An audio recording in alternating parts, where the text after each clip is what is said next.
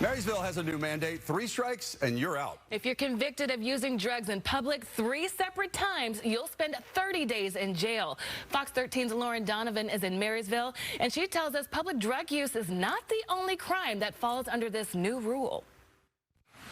It'll also apply to those who shoplift or trespass. The police chief here in Marysville, he tells me it's going to keep repeat offenders off the streets. We hear loud and clear from our community that this is something they want.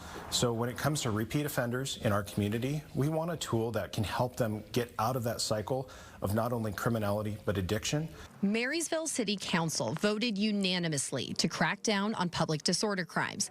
These include third-degree theft, so stealing anything valued over $750, criminal trespassing, vehicle prowling, or using drugs in public. Police Chief Eric Scarpin explained, right now, if you're convicted of one of these crimes, you'll likely spend a short 24 hours behind bars. But under the new ordinance, if you're convicted 3 separate times, you'll spend 30 days in jail.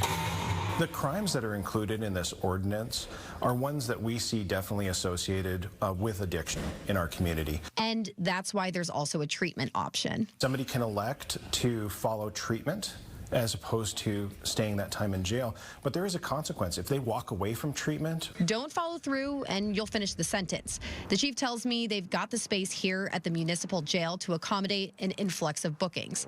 The Marysville City Council president says, quote, residents and businesses have been victimized by chronic and repeat offenders long enough. This law is going to help, I think. Small business owner Joe Cranford seems to be encouraged by it.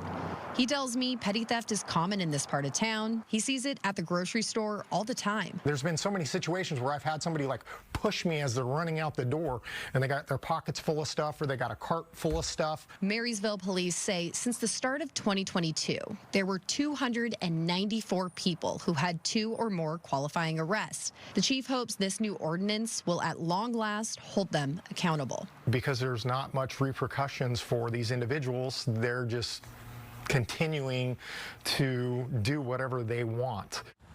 The ACLU of Washington has criticized this new mandatory minimum, saying you can't punish people into recovery. Reporting in Marysville, Lauren Donovan, Fox 13 News.